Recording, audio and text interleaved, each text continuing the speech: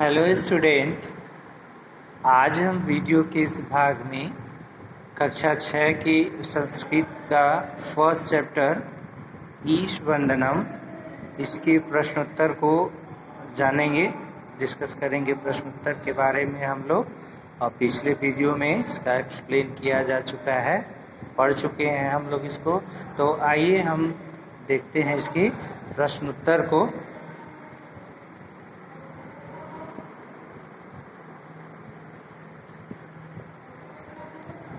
देखिए, इसमें पहला प्रश्न जो दिया हुआ है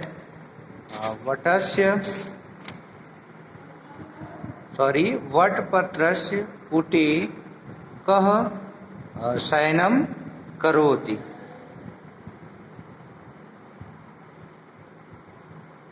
यानी बरगद के पत्ते के दोने में कौन शयन करता है, कौन सोता है।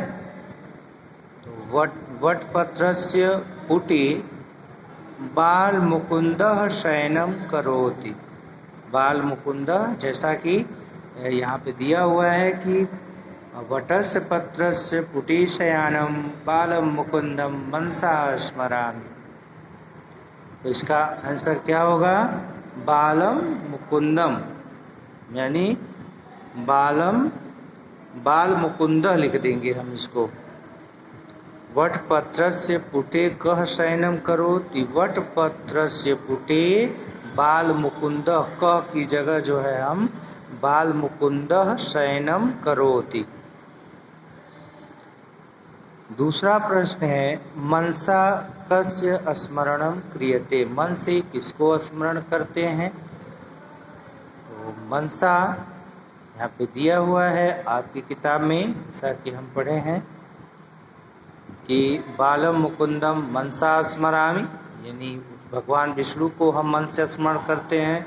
तो यहाँ पे मनसा कस्य की जगह हम क्या लिख देंगे? बाल मुकुंदस्य। मनसा बाल मुकुंदस्य स्मरणम क्रियते।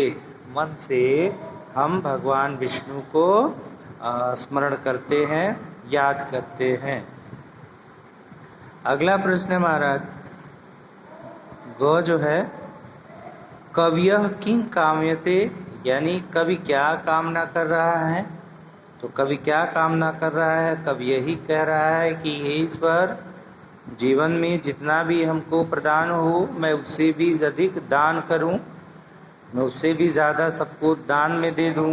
ये तेषा प्रार्थना अस्माकम, यही हमारी प्रार्थना है। तो भगवान परिपूर्यताम, तो हे ईश्वर हमारी इस इच्छा को पूरी करें।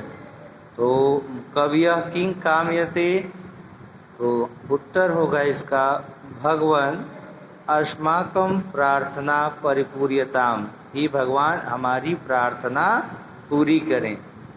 और वो प्रार्थना क्या है? वो प्रार्थना है जीवन में चाहे जितना भी प्रदान हो मैं उससे भी अधिक दान में दूं, यही प्रार्थना कर रहे हैं। और इसी प्रार्थना की कामना इसमें कवि जो है वो कर रहा है। दूसरा प्रश्न देखिए, श्लोकांशस्य मेलनम समुचितम कुरुत। यानी मेल करना है हमको, श्लोक के अंश दिए हुए हैं और समुचित यानी उचित मेल करना है। तो करारविंदेन पदारविंदम वटस्पत्रस्य पुटे शयानम इत्येषा प्रार्थना अस्माकं जीवने यावदादानम। तो करारविंदेन पदारविंदम वटस्पत्रस्य पुटे शयानम इत्येषा प्रार्थना अस्माकं जीवने यावदादानम। आइए देखते हैं उसके आगे प्रश्न को। पाठात षष्ठी विभक्ति युक्तम पदम चित्वा लिखत। पाठ से जो षष्ठी विभक्ति के पद हैं उनको चुन करके लिखना है। तो पाठ में षष्ठी विभक्ति के जो है वो शब्द आपका वटस्य शब्द जो है षष्ठी विभक्ति का पहला शब्द जो है वो वटस्य है। दूसरा पत्रस्य है, और तीसरा जो है वो अस्माकम है। तो ये वटस्य, पत्रस्य, अस्माकम। प्रश्न नंबर 4 कह रहा है एतेषां शब्दानां विभक्तिं वचनम च लिखत। एतेषां शब्दानां, इन शब्दों की विभक्ति और वचन लिखिए। विभक्ति और वचन लिखना है, और जिसमें पहला शब्द हमारा क्या है, अरविंदेन। अरविंदेन का अर्थ जो होता है वो कमल होता है। इसकी विभक्ति जो है अरविंदेन की तृतीया विभक्ति होगी, और यह एक वचन होगा। तृतीया विभक्ति और एक वचन। दूसरा अरविंदम, अरविंदम का अर्थ भी जो है कमल ही है। तो ये जो है ये अरविंदेन, ये तृतीया विभक्ति एक वचन, और अरविंदम द्वितीया एक वचन। यह द्वितीया है और इसका वचन क्या है, एक है। वटस्य, तो वटस्य जो है यह षष्ठी विभक्ति का है। अभी अभी हम लोगों ने पढ़ा है, यहाँ पे क्वेश्चन दिया हुआ है कि पाठात षष्ठी विभक्ति युक्तम पदम चित्वा।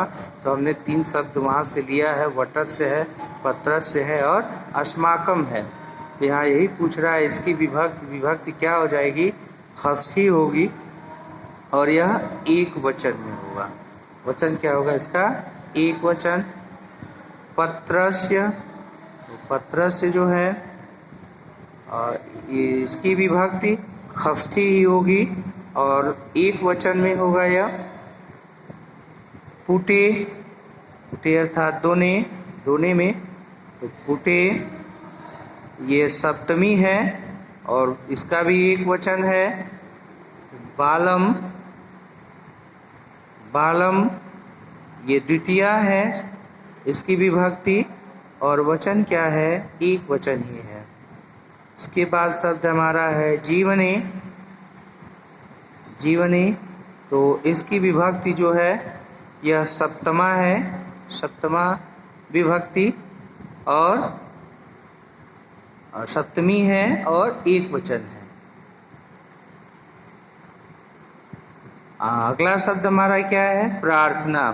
प्रार्थना जो है इसकी विभक्ति प्रथमा है और वचन क्या है, एक वचन।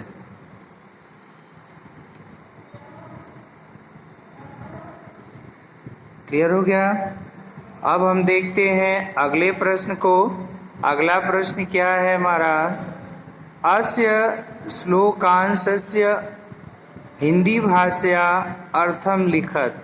यानी इस दिए गए श्लोक के अंश का हिंदी भाषा में अर्थ लिखिए। यानी हिंदी भाषा में लिखना है हमको। क्या है श्लोक, करारविंदेन पदारविंदम मुखारविंदे विनिवेशयंतम। तो करारविंदेन यानी कमल रूपी हाथ है, पदारविंदम एक कमल रूपी पैर, और मुखारविंदे मुख रूपी कमल, विनिवेशयंतम यानी रखते हुए को। इसका अर्थ क्या हो जाएगा हिंदी में,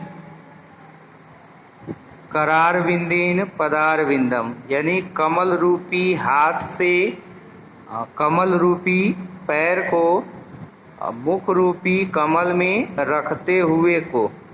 इसका हिंदी में अर्थ होगा कमल रूपी हाथ से कमल रूपी पैर को और मुख रूपी कमल में रखते हुए को। ओके, तो अगला प्रश्न हमारा देखिए, लास्ट प्रश्न है ये। एतेषां शब्दानां प्रयोगं कृत्वा वाक्यानि रचयत। एतेषां शब्दानां प्रयोगं कृत्वा वाक्यानि रचयत। यानी इन शब्दों का प्रयोग करके हमको वाक्य बनाना है। वाक्य बनाना है। पहला हमारा शब्द क्या है, पदम। यानी इसका हम प्रयोग करेंगे और इससे हम एक वाक्य बनाएंगे। एक ऐसा वाक्य बनाएंगे जिसमें इस शब्द का प्रयोग हुआ हो। तो वाक्य पदम, तो हम सेंटेंस इससे बना लेंगे। तस्य पदम मलिनम अस्ति। तस्य पदम मलिनम अस्ति। इसके बाद दूसरा हमारा जो शब्द है वो क्या है? मुखम।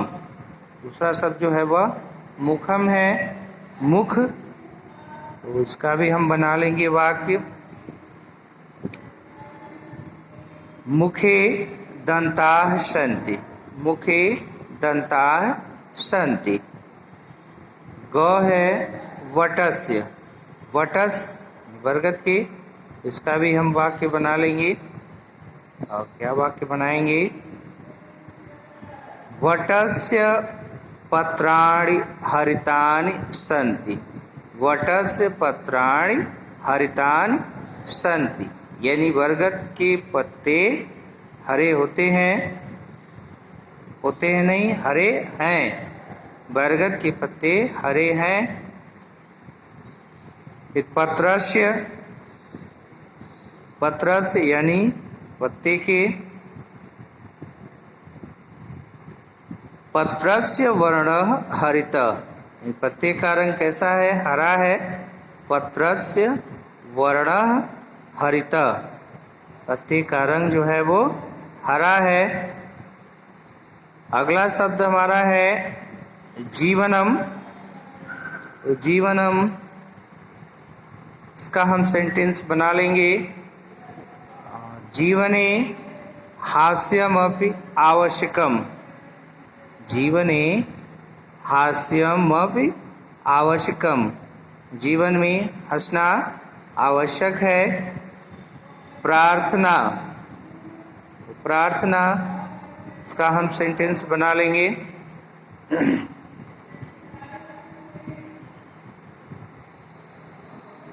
प्रतिदिनम प्रातः प्रार्थना करणीया, यानी प्रतिदिन प्रातः हमें सुबह जो है वो प्रार्थना करनी चाहिए।